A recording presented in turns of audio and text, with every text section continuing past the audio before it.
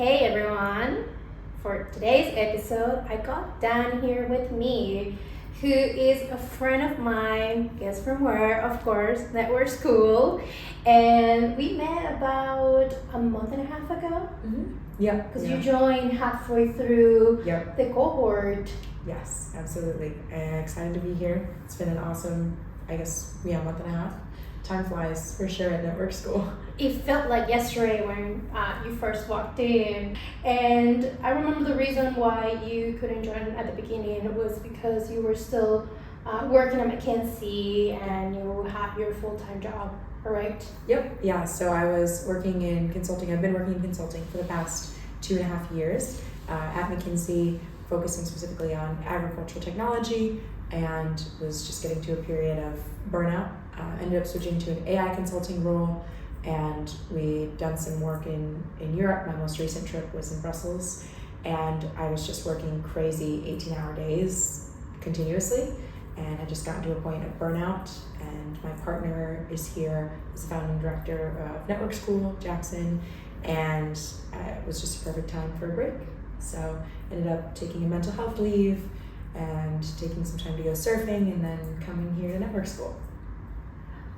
I'm glad to have you here, and I'm glad that you came to the perfect spot for taking a sabbatical and rewinding. And I think this is how you and I ended up chatting for the very first time, because we had that bonding experience of going through some kind of burned out and exhaustion from our corporate jobs, and then going out there into the world, taking a sabbatical, which is, I mentioned to you, I'm a very big proponent on, because huge transformations can come from within when people make the time and space to reset and pivot from there, because clearly the body is giving you signals that something isn't working.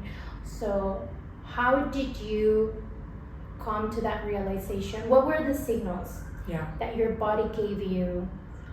Good question. That were clear indicators that it was time for a change? Yeah, there are definitely some big. I think the biggest one was just sleep. I couldn't sleep well. I was exhausted and had crazy long days. I'd get back, end work at like 2 a.m., have to wake up again at 6 a.m. for a call with Asia. But I was just was so tired but couldn't sleep. So that was a really big one. And I was trying to just bring down the stress level of my body. So I'd take a bath every night to try and, decrease the anxiety, but it just was not helping. And so as a result, I would in the morning get up, take ADHD meds to try and focus, and it just created a really bad cycle of, honestly, an Adderall addiction. Like, I had a prescription, but I didn't want to use it all the time, but I did because of the lack of sleep, the exhaustion. And I'd also put on just a lot more weight because I was not able to exercise, was eating a lot of team dinners and alcohol, just a whole cycle of very unhealthy. I'd even started getting lots of wrinkles. I'm just what is happening? Mm-hmm. And it was just skin dehydration. I just felt exhausted, and it was just bad. So I got to the point of kind of depression at the end of my time before I just took leave. And talked to my psychiatrist, and he was like, yeah, it sounds like you're depressed. You should take a break. You should just take a step back.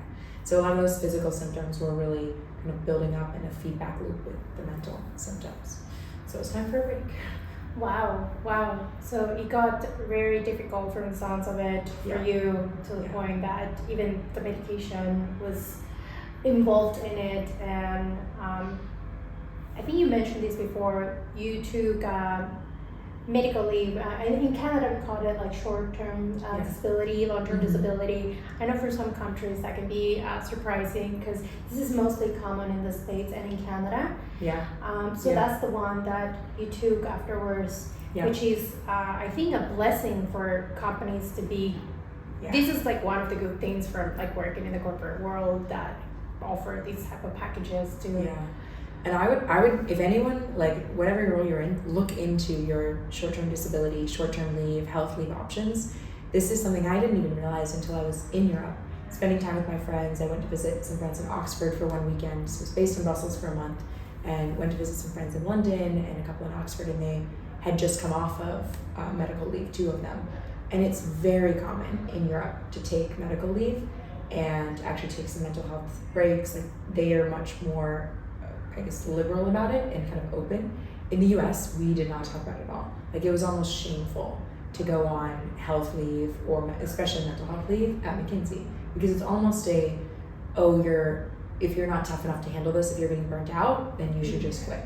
You know, it's that like up or out culture that really discourages taking like any kind of mental or short-term leave unless you're actually dying. So it took a lot for me to kind of think and even decide, like, okay, I want to take this. And it was scary. I was very nervous to, like, you know, what if they reject it, because I mean, mental health is still a taboo in some ways, but it was a lot easier than I realized. It was a paperwork process. Like, I've done this before, and it's a benefit that's available. So if you're not at least seeing if it works for you, then you're missing out, because it's well worth it.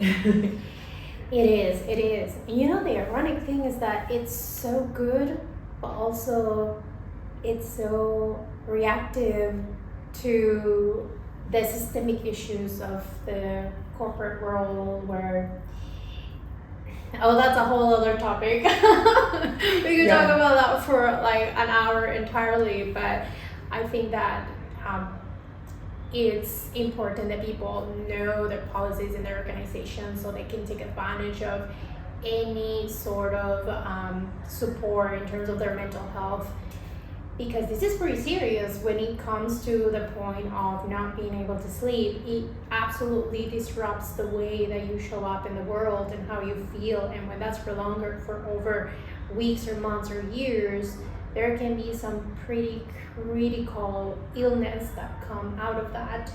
And I think that's where a lot of sickness can be born from. So I'm glad to know that you were able to get the time that you needed and go do the things that you needed to do in order to reset. And you still are in leave at the moment. Yeah. So we get up to 5.5 months of health leave. I've taken 2.5 so far, and I have actually considered going back and trying to kind of reintegrate myself and see what's next, but I'm not ready for that yet, and I do think I'll be probably transitioning out of that role, just because now that I've gotten to explore, there's so many other things out there. There's so many other options. And it's when you're in the bubble, especially in like a work culture that's as toxic as like consulting and MBB, you are surrounded by like, this is success. This is like being a partner is the definition of success. Or if you quit McKinsey, you go to private equity or venture capital. Like, it's very much up, you know, achieve. And there's no like exploration of what's alternative. So, you know, being a digital nomad, being an entrepreneur, or, you know, being creative in these ways. So I'm enjoying and getting to take the space I need before going back and either transitioning out or shifting roles. Wow, Dawn, you are in a very similar situation to what I just went through 2 months ago as well. So I can completely empathize with you, because I also took 3 months. For me, it was a sabbatical that I had planned a couple of months before when I first requested it. Thankfully, because my company does give out sabbaticals on a case-to-case basis. Is a test that they were doing at the time, and they probably still are. But I took the 3 months, and then I was doing digital nomading and realized I was not ready to go back. So it turned into 4 months, then 5 months. And then I felt homesick, and I was talking to them, thought I would go back. And right before I began, I changed my mind, and I just couldn't go back. And then my 5-6 months of being away turned out into 9 right now, and never school happened. So I can empathize purely with the dilemma of going back and giving it one more chance if there are things that will change in order for because there has to be some sort of change for you to work out, or taking that leap of faith and doing something different. Yeah, absolutely.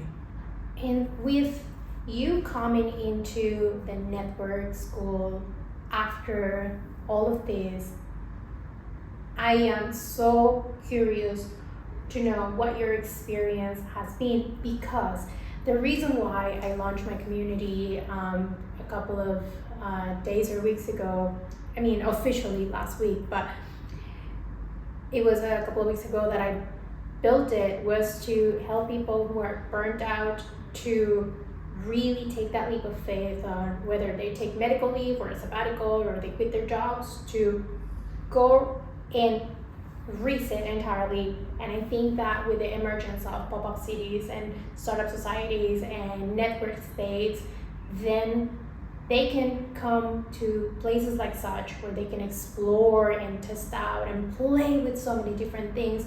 So I think that you are one of the very early people in the world who has been in this situation that comes straight out of a moment like that, leaving corporate directly into an environment like this. What has your experience been? Yeah, great question. I think actually it's been cool to see so many people here in a transition moment.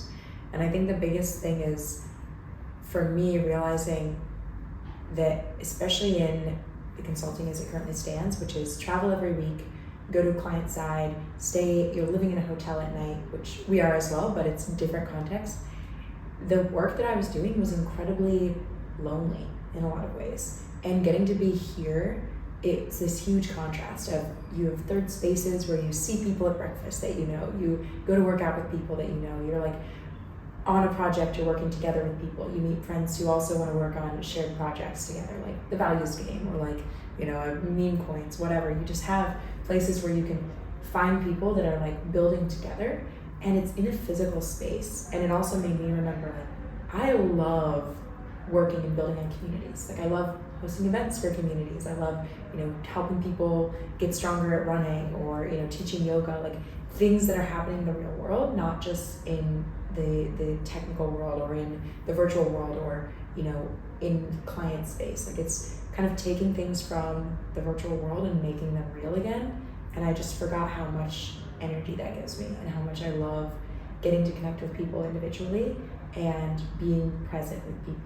So I think that's been a huge like wake up call for me, that even if I'm working in ag tech or AI consulting, like, I need to know that I can do community contribution and be a part of building in this space. So I think that's been huge. But it's also just been cool to get to learn. Like, this has been so many new people, so many new ideas. I feel like you're on the same page too. Of like, I didn't know much about DeFi and crypto before I got here. It's a whole other world that like you don't know what you don't know. So it's been cool to get to explore all of that.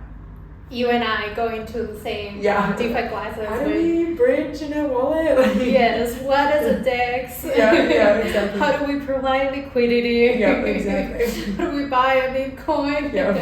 How do I get in on this? Yeah. And you pick it up really quick, because I have seen you go to one class and you're already planning and you execute super fast and you go into the weeds. For better or worse. I hope you're starting with a couple of pennies. We're not positive right now, but yeah. Hey, it's all gaming money until it becomes real. There you go. Yeah. There you go. Yeah, I hear you. I'm on the same train right now. So I'm very glad to hear, and I think that you are a real living testimony of what I want to see, what I want to do. So I'm very happy and glad to be having this conversation, because more people out there in corporate have such a great potential. They have great ambitions. They're really hardworking. Come on, like, to have someone like yourself work 18 hours for whatever needs to be achieved in that organization, you have a lot to give.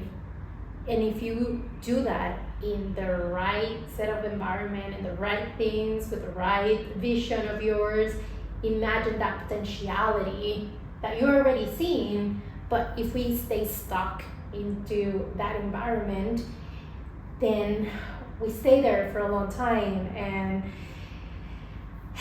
it's like wasted potential for all of these people who are afraid of leaving their cities and communities, even for a month to two. They don't need to be digital nomads. Yeah. But the fact that they need to shake something up and reset it, I think ideally in most cases is best for them to leave altogether and then come back with a fresh perspective. Yeah, absolutely. Yeah, I think there's a lot to be said for the inertia. It becomes harder once you've been in a place like you're stagnant, and it takes more energy to overcome that change. And then you get comfortable too. Like, it's very common, especially in consulting in the corporate world, like the golden handcuffs, of like, they're gonna pay, I'm paid a great amount, I'm very happy with my paycheck.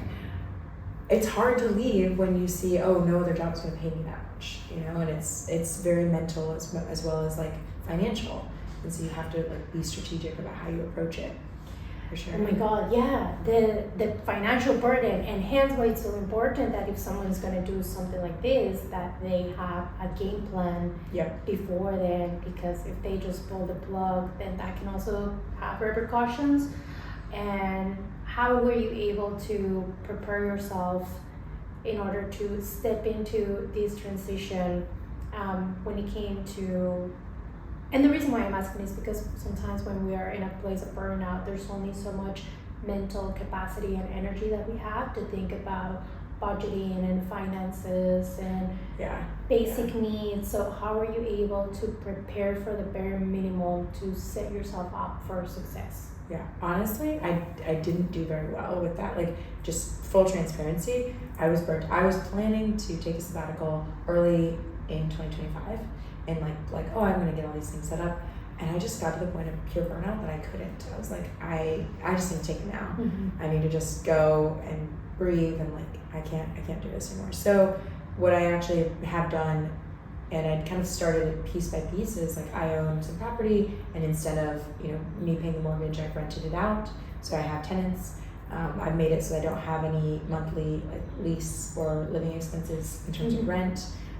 And then just like cutting down all costs across the board. So like selling my car, things that were like, I don't need these going into the next steps. But I still actually, when I go back to the US next week, I have a couple more things I need to take care of as well. Like downsizing, I still have more things that I need, and trying to kind of automate some more elements of my life that I right now do have to take care of. So a lot of it's automated with being a landlord, but there's still some things that are really annoying, and I'm trying to just simplify. But I've got some money set aside that's like transition, that I can kind of make it a little easier. But also, most people in short-term disability or health leave, you can still get some, if not all, of your paycheck. So that really helps as well. Like, figure out what your options are and then make the most of them, for sure. And decrease those expenses. Another similarity that I can empathize with you here with also subleasing my apartment when I went on my leave, and then coming back and selling more stuff because I just realized that I needed to downsize even further when I felt like I was at the verge of quitting my job and debating between staying or leaving, and figuring out how could I simplify more of my life to buy myself more runway. And hence why I've also decided to come here, because generally speaking, a month of rent or mortgage in US and Canada can buy you up to 10 months of rent elsewhere. And of course that can be forever, but that, when you're talking about years of runway, can make a huge difference when you're exploring and trying to figure out what to do next. So yeah, absolutely. Yeah, and thanks for sharing and all of your transparency, because sometimes people can only do so much in a moment of burnout and exhaustion, and you've done so well in order to already find a tenant to take over your property, selling your car, and getting rid of like those big items that can definitely buy you some liquidity for just basic needs. Yeah, exactly. Meme coins and such. The degen, the degen investments, how we call them here. I learned that term here. Yeah, same. I didn't know. I was not aware of that before I got here. Whole new world. We definitely live in a parallel community. Yeah, absolutely. And tell me a little bit more, where did your passion for community come from? Where was that born? Yeah, so I grew up in a very strong Christian community, also referred to as a cult, according to Wikipedia. And there's actually a really good podcast just called Cults that does like deep dives into each of these cults communities. And so there's a couple really good episodes. I just started writing about it more publicly on my Substack last week because I've been like talking about it a little bit, but I grew up in this community, very strong fundamentalist Christian community. It was started back in the 70s in Ohio and then spread around the world. It had hundreds of thousands of members at one point, but it really started in that like 1970s kind of religious cults movement that happened, not unlike our kind of transitions today of people wanting to find more community, a lot of political uncertainty. And my mom had joined out of when she went to college and she just was not happy. She joined that and found a really strong sense of community and purpose. And it was like all places that well-intended, started off very positive in a lot of ways. And I still am thankful for a lot of the positive aspects I grew up with, because we actually had kind of the OG pop-up cities. Every year we'd go to family camps and teen camps where families from around the world come and they rent out a space, usually like a camp center or like a resort, and they go and we do, instead of retreats, call them advances. So it's like you're going to advance your relationship with God, not retreat from the world. And there's kind of teaching, there's like community activities, campfires, singing, meals together. Like it was really beautiful in the community side of things, and it was intergenerational. You had family, like grandparents, parents, kids, grandkids, like everyone would come, and it would be hundreds of people coming together for a few weeks at a time. And that was amazing. Like that was a really, really phenomenal experience that I think taught me about how important intergenerational community is and how much we need to have people of different ages, experiences, backgrounds. But there wasn't, not everything about the community or cult was so good. There was a lot of very fundamentalist beliefs. Education was discouraged. Women were encouraged to become housewives. I was engaged at 17, and there was just a lot of like not believing in Western medicine, healing through faith, like a lot of these kind of fundamentalist beliefs that weren't as positive as the community side. But I really valued what I learned on the community side and kind of brought that with me and have held on to that, kind of building communities throughout different parts of my life. And there's always something good to take from any type of situation, always something good and bad. And I really want to know, how can someone differentiate when they are being part of a cult versus the average community out there? Yeah, great question. I think the big difference between a cult and a community is your ability to leave without repercussion. So in a cult, you can still leave, but there's often a repercussion to that choice to leave, whether it's mental or physical or emotional, versus a community where if you choose to leave, there is not a ramification or any repercussion for that. So, for example, the cult I grew up in, they have this practice called mark and avoid. So if someone leaves, then you mark them and avoid them. It's like a shunning practice, essentially. And it is very isolating. So my friends who had left when they were teenagers, they were completely isolated. Their family didn't talk to them because there was like this idea that spirit is thicker than blood.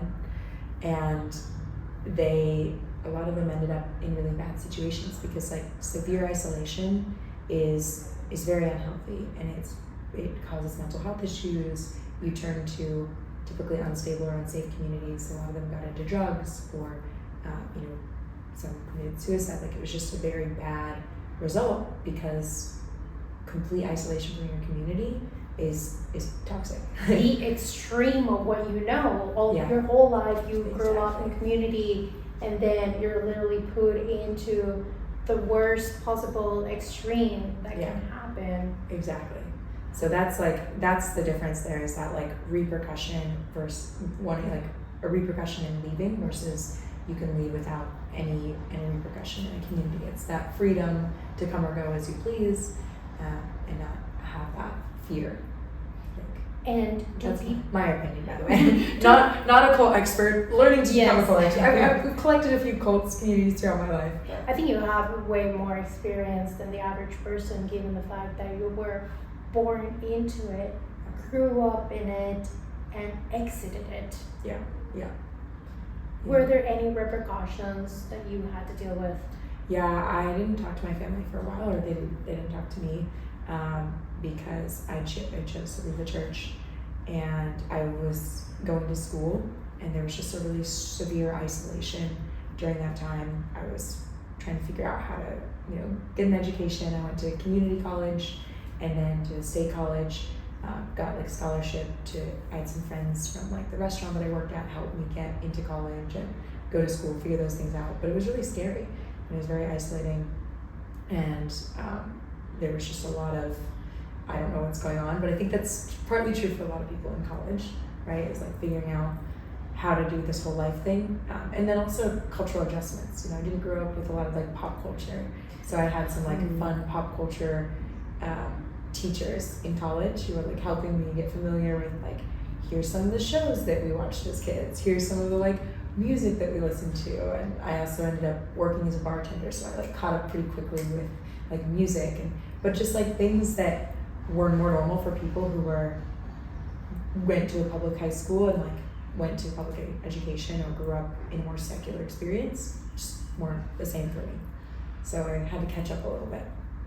Wow, I'm very glad to hear that you had those friendships that help you navigate the whole transition and help you get into college, because that's a blessing that you were able to pull it through and figure out on your own after being isolated and everything that you knew being the community, which is counterproductive too. Like what the average community wants to achieve out there that is non-gated. Yeah. How old were you when this happened? I was 17 when I left. So, and then went to school 18. It was a little bit later stage because I had to go to 1 year of high school.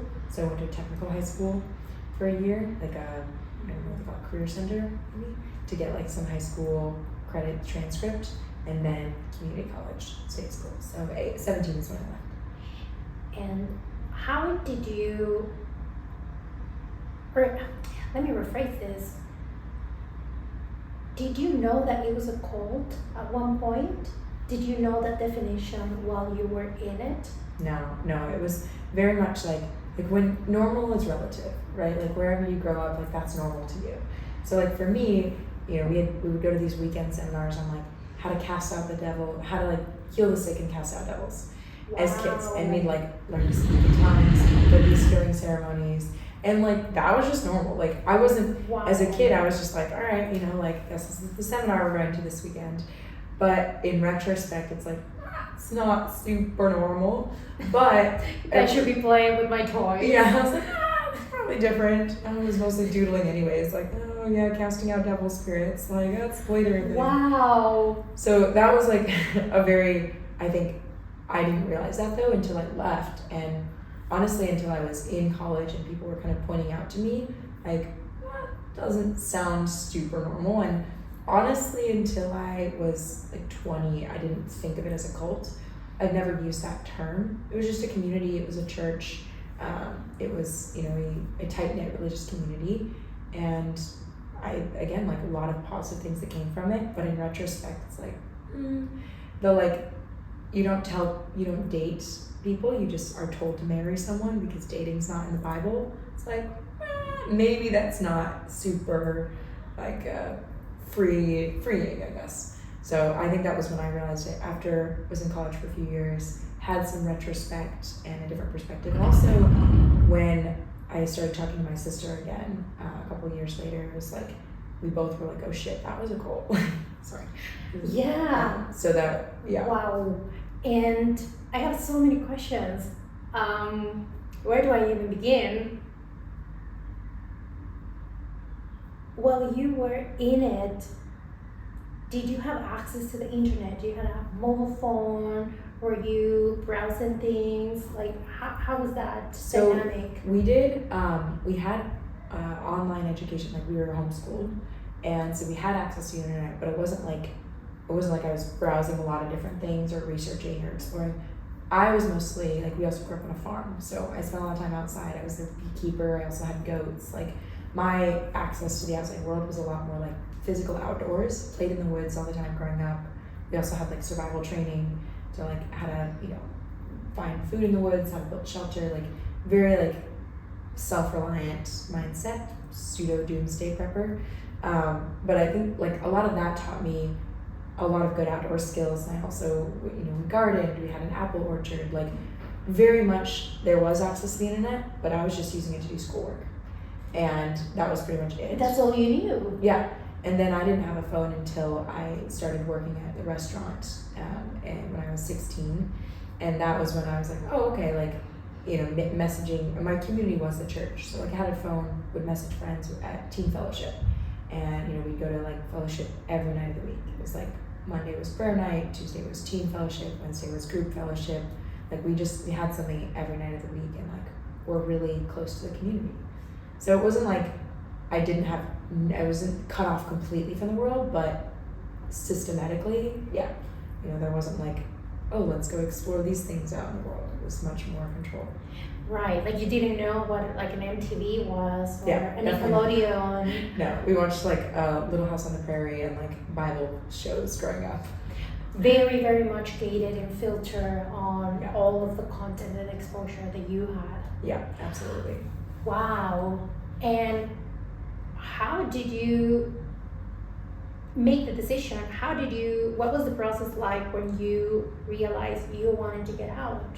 Yeah, I think the biggest thing for me was I know that I wanted to travel, and like I liked the Bible. Like there was maps. I always loved collecting maps and studying maps. And there's a map at the back of the Bible, and I was like, I want to go to these places. Like I very much felt like I was, very proud of being an evangelical Christian. Like I was not against any of the like Christian principles of it, and in fact would like go out witnessing or evangelizing with my friends at like the mall. And I had a very strong like sense of place and belief that this was the right thing to be doing, which is to proselytize like Christ and like spread the word, spread the gospel. And I was also in leadership. I was like a teen leader, so I would lead teen groups, and like they kind of designate you like, oh, they're gonna go places in the church. So I was like very confident in that, but I also really wanted to learn and get an education. And I ended up living with a group of girls from my church who were like they weren't that similar to me. They kind of were curious about education, but like still in the church. One of them was the daughter of the minister, Tom Burke, and she was the meanest person I've ever spent time with or lived with. Just absolutely very cruel, very unkind, and just like really kind of beat me down in terms of my self-confidence, to the point where I was like, I don't want to be a part of this anymore. Like I want to leave. And had some friends who helped me apply to college. They helped me get into the community college. And it was really just this realization that like, I want to travel, I want to be free, I want to not be married to this random person that they assigned me to marry, and I don't want to be in a place where I feel bad about my choices just because this girl whose dad is running the church is making me feel bad for thinking about traveling and education. Like, that kind of anger that she had towards her own entrapment in the church, she was like projecting. So it was kind of a kind of series of things that just happened all at once, and I was like, all right, time to go. It's the right secret, it's the right recipe for your intuition to get the nudge to go leave. And that girl did you a favor, from the sounds of it, to put more fuel into the situation, for it really being a recipe for disaster, for you to be like, I can't take this anymore. Yeah, absolutely. Yeah. I kind of haven't thought about it, that I should be like the favor she did for me. That's a good point. She did, yeah. There's always like what I was saying, there's always something positive that comes out of like a challenging situation, because maybe helped expedite the process. I think that you sooner or later could have, I'm hypothesizing here, you leaving at some point, but that was probably the right time before you started your college days, because that's usually, like precious years where you make friends and you learn about all different things, and it's just different than high school, I think. Yeah. Whether if it's in the Western world or in developing countries, college and university, and actually I should say, because I went to Canada, I think I resonate more with the Western system for post-secondary education. It's just fun. Yeah, absolutely. It's fun for the, I think, cultural and meeting friendships side of things. The education part, that's another topic. And within this vein of thinking, I know that you're very passionate about education and your experience with being homeschooled and the drastic shift to you now joining an institution after leaving the cold.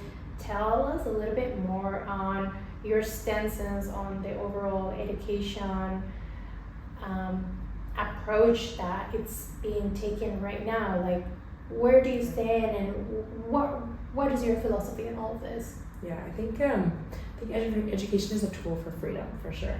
So for me, going to college allowed me to, learn, meet new people, but also allowed me to, I got a scholarship to go work in an Air Force base and study nanoparticles, and then got a full ride scholarship to go on semester at sea and sail around the world and really get to see all these different cultures. And that was huge. It then made me kind of realize, I want to live abroad and move to Columbia. I think education is a window for opportunities. And the same thing with the scholarship to go to Oxford a few years later. It was like, wow, I went from homeschooled and community college to the #1 institution in the world, because education opens so many doors for me. And I think that's what it has the potential to do. But I think where the reality is right now for a lot of people is it creates barriers, because it gets people into debt, promising them a career path that's shifting it constantly. We don't have, it doesn't look the same today as it did even a few years ago when we were in college. We went to school and then, you go on a career path. We still probably didn't do what we studied. I studied biochemistry. I was not a biochemist, and you are seeing even more so how what we're setting people up for isn't what the opportunities are out there. And so I think that's where the challenge comes, is we shouldn't teach people what to learn, we should teach them how to learn, because our system is exponentially changing. 2 days ago, I knew how to use all these tools that have changed in the last 48 hours. And that's something I'm actively working with people on, to help upskill and teach with AI tools. I led a class here on building your own GPTs and building our projects, and even that's changed in the last few weeks. So our system is not moving fast enough, because it's trying to teach content, not creativity and not thought processes. And where do you think that you were able to acquire these skills, since you have been self-educated as a child? How were you able to be on this right track in order to be able to keep up with all of this? Yeah, I think it's a good question, actually, and I feel I don't give enough credit to the church, because something we did do really well is it was focused on scriptural studying. So not just reading the Bible, but rigorously studying it. And in order to do that, we learned Greek, Aramaic Greek, and Hebrew. And then it would also use, so you'd have the Bible here, and then you'd have a lexicon. A lexicon is a book that shows you find a word, maybe find the word abundance. And then it shows you all the places that word comes up in the scriptures.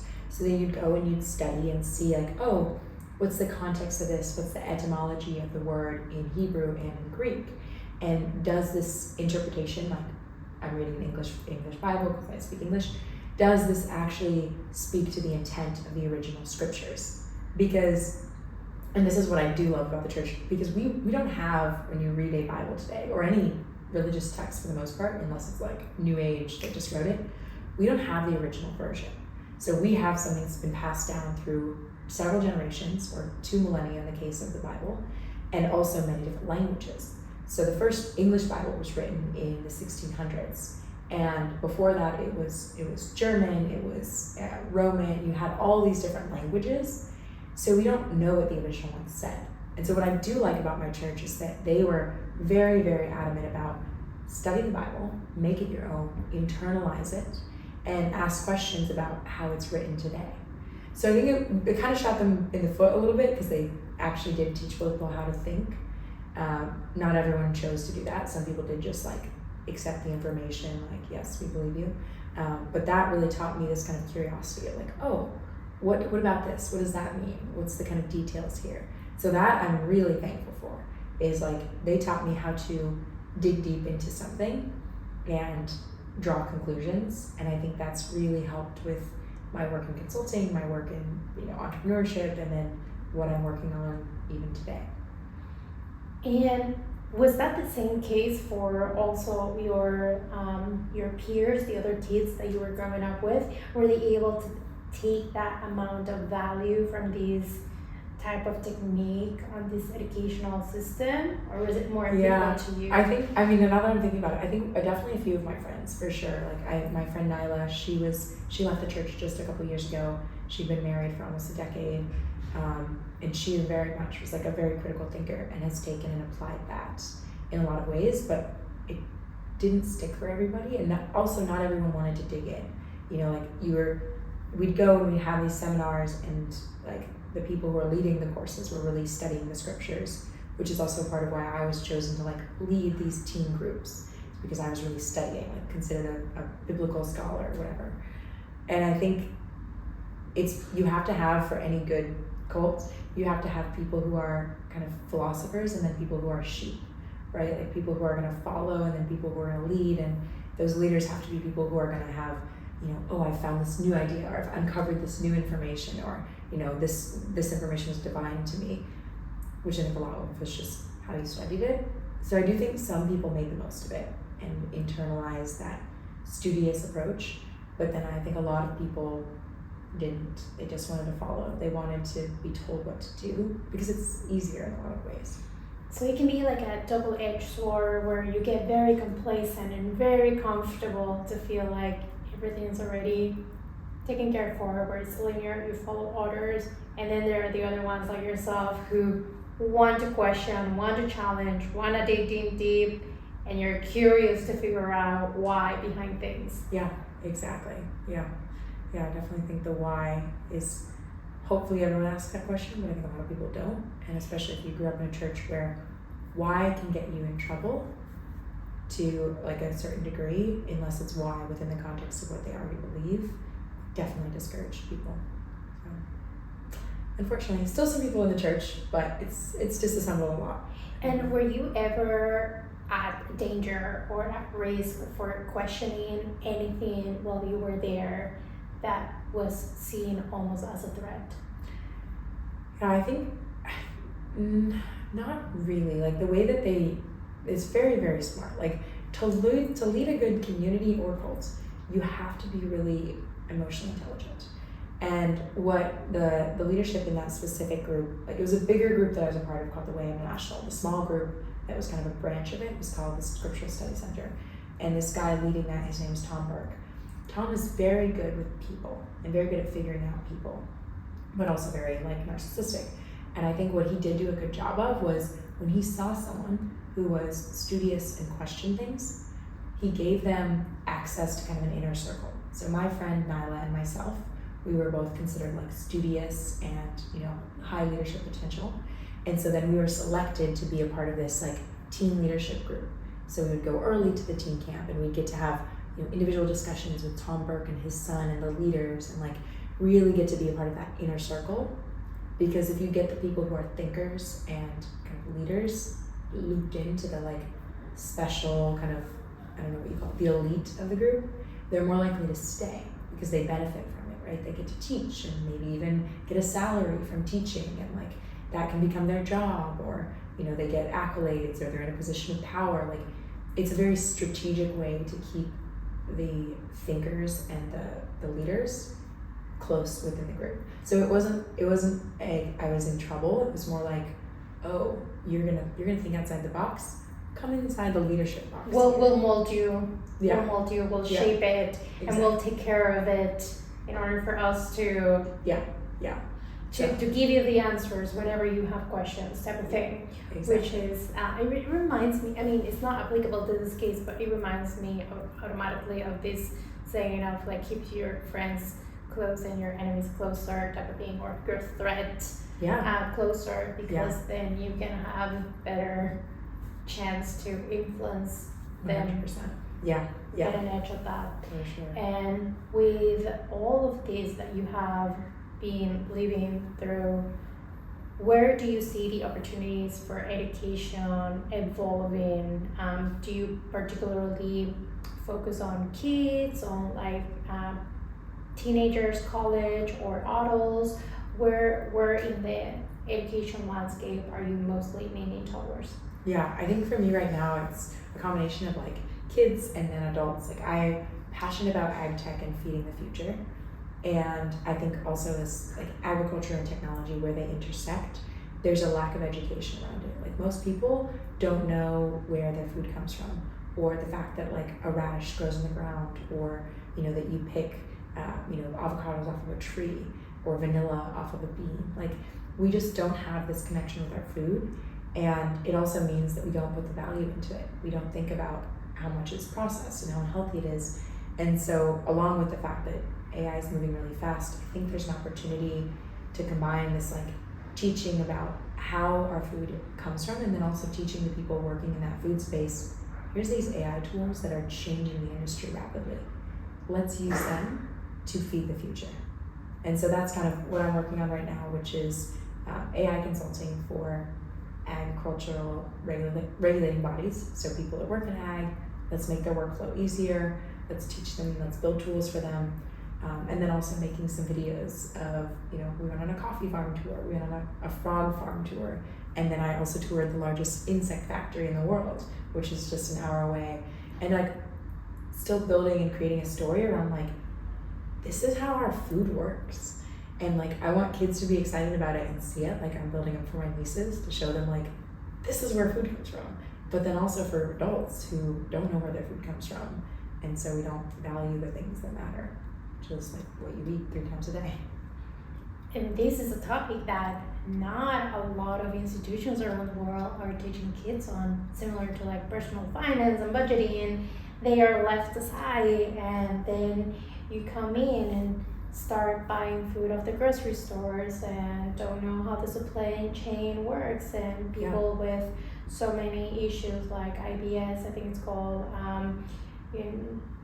celiac disease and intolerances and allergies, and so much that comes from literally the way that we carry our lives, the way that we eat, what we put in our body, what we are living and breathing on. It's food. And so many pesticides and things that I think what you're doing is a really beautiful way to get in touch with what you're saying, technology, nature, your passion for community, your consulting experience, and everything combined makes you the perfect person to be exploring with, building such a vision as you have time off. So trying to figure out how to bring it all together and create that like lifestyle, but then also just the like vision of feeding the future. So it's pretty fun. And that education, I think it's needed at all different ages. For sure. I mean, I even realized that myself a couple of years ago, where I kept thinking I would love to learn how to grow my own vegetables and my own food. Of course, living in an apartment downtown in a metropolitan or cosmopolitan city is hard to do, but it does make you want to crave things that a couple of years ago I would have seen as boring or like unrealistic, out of place. And now it's like, you know what, I would love to be home, growing my own things and learning how to really build things from the ground up, to understand how is this supply chain working, where is this all coming from. Exactly. How do I feed myself? Where is this happening? And then it also changes your body too. Like here, we've eaten very differently than I used to eat in the US for sure. And it's not like, I think I ate very healthy food in the US, but because things are processed differently and there's a lot more like chemicals, like I've felt my body being healthier here, and we eat the same things. Like our diet's not that diverse. It could be more diverse, but I do think like the way things are processed here is different. We don't, the bread, well, we don't eat a lot of bread here, that also helps. There's not bread. Yeah. Unfortunately, I wish there was more bread, but like in the US, all the bread is bleached, the flour is bleached, and then it's re-enriched. It's like pure chemicals in this flour, and then we eat it and think like, oh, I'm eating healthy bread. No, you're eating bread with enriched things that we don't actually know that much about. So it's just like this system that we're still figuring out. There's a huge lawsuit right now. A teenage girl sued a food processing company for being obese, because it's like really, we're finally realizing there's this strong correlation between our processed food, our diet, and our mental and physical health. It's very important. So I'm excited. You're into something big, I think, and you have been even playing around and sharing with us some of the intersection of work that you're doing with all of these AI tools and your research, and you visited the farms. I didn't know there were like frog farms and ant farms around here. Yeah. Unheard of, but it's good to know. Yeah, it's exciting. And then that means that you're going back and you're still going to be deciding on what's about to come up next for you.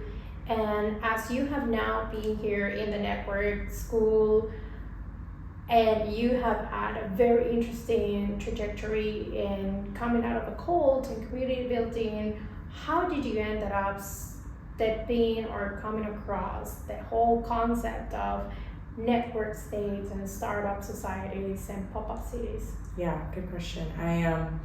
I can attribute most of it to my partner, Jackson, but I had been like, I have always moved as a result of finding built community. So like after college, I was like, I need community. Like I'm desperate. I knew what it was like to leave the church. It was very scary. College was hard. I had a small group of friends, but like it was overwhelming to be in college. Like, wow, there's so many people. I've never done this before. So then I really planned my movements in life following built community. So after college, I did the AmeriCorps Vista, which is a community of people serving. We did a community garden. I was a community garden lead, and that was train together, work together, build together. And then I did the same thing or similar in Colombia through Atlas Corps, and then after that through Venture for America, which is like for startup entrepreneurs. You go to a training camp, you build and work in startups together. Like I was always moving with these kind of built communities. And then same thing with Oxford, my MBA, same thing with McKinsey. Like I've helped build and been a part of built communities. So like at Oxford, I was leading kind of these parties that would bring people together, and like Port Meadow Raves, just what we just like host these events so that everyone would kind of cultivate and build community. And I've done that around whitewater rafting as well. Like all of my different adventures in life has been very community centric. And I'd not really heard of these pop-up cities or these kind of like new ways of living as much until Jackson and we'd actually met 5 years ago, Venture for America, but we re-met last year at a reunion in Baltimore. He was telling me about all this cool stuff about pop-up cities and like new ways of living, and I was just like, this is everything I've been trying to find or working on. Like I'd always done cooperative housing or living in communities, and so it was just a whole new world that opened up, and it's been amazing to get to visit different ones, like see how different people are doing it, and then get to be here as a part of network school. It is, and this is not a cult, by the way. Yeah. It's very different. Yes, very different. Very different. Yeah. Just to clear the air. Because especially because like many of us got accepted without knowing, what to expect. Yeah. I think a lot of our family members and friends.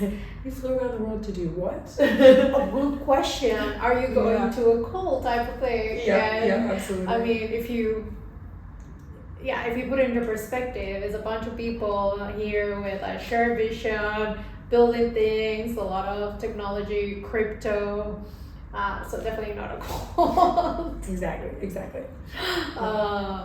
And yeah, I think that you're onto something super juicy there when it comes to agriculture and AI because of your passion for the industry and bringing technology onto it. And I think you even mentioned a couple of weeks ago that in the industry by default is not at the frontier of any technological advancements scale.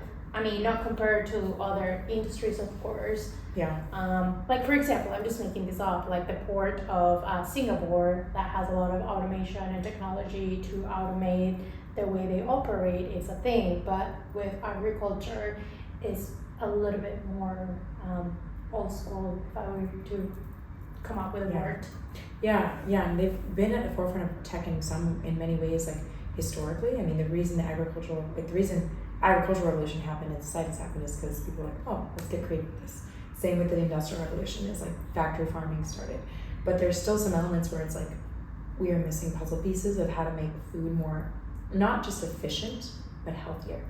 Like for me, we can make wheat farming very efficient, very quickly, but then it's just wheat. Like we need all these different, like there are 200,000 edible plant species in the world. We eat less than 1% of them, which means our diet's not diverse, our ecosystems aren't diverse. Like, yeah, so there's a lot of like kind of thesis that I'm working on here, like how to plug in and starting small. And how do you think that your work will help shape the way the industry is going? Is that something that can be influenced, or is it better to just build something from scratch because it's hard to push against the system in general with regulations and red tape and so many bills and legislation?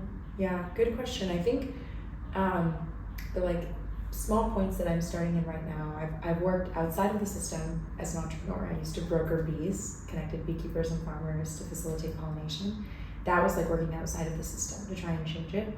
And then same with when I helped build a carbon marketplace for smallholder farmers, and which is now the largest carbon marketplace for smallholder farmers with agroforestry in the world. Again, kind of like outside the system, but then plugging into these supply chains.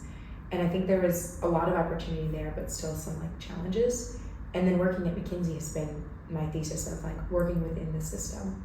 And so now I'm just testing different levers. Like I literally just have a map of the supply chain and I'm like, let's press on this lever, let's press on this lever. And the lever that I'm pressing on right now is on regulation. It's saying, like, I think we can make regulation a lot more simple with AI tooling. And so giving these tools to these regulatory consultants and saying, can we help make this process less painful to make it so that, seaweed-based fertilizer can enter the market for farmers more easily. So they don't have only chemicals as an option. They can also have, seaweed or insects fertilizer. So that's the kind of hypothesis that I'm working on right now, which is, can we make our systems and our regulations more simple, less painful, so that within the current system, or even if it changes, that we can make the lives of farmers easy and the food better. That sounds great. Very. I'm even getting interested in all of this. It's fascinating. It's fascinating because it really comes down to like what we're putting in our bodies. Yeah. And when you're going grocery shopping, you're really thinking like what item to buy. And let's not even start in the whole topic of like false advertisement, them calling out that they're sugar-free, fat-free, oil-free, and then the real ingredients are nothing but what they're advertising. Yeah. And then you trust this, so you don't know where to put it in your system. So it's a really big, very complex challenge that you have ahead. And starting in one place, it's the best way to navigate the journey because you may take pivots or, hey, you're going to be testing out a lot of different things. Yeah, exactly. Yeah. I'm excited for you. I'm excited for you because you're doing so many different explorations of all kinds. We're exploring right now. I love talking to you about all of this every time. And before we start wrapping things up, where can people find you or contact you if they have any questions or simply want to say hi? Yeah, you can find me on Instagram or Twitter or LinkedIn, at Dawn in the Wild, as for my X and Instagram. And then I have a website, which I can share a link for you as well. That's got some more stories, details, and projects I'm working on. Yeah, and I'll put them here in the bio. And thank you so much for Dawn for today's conversation.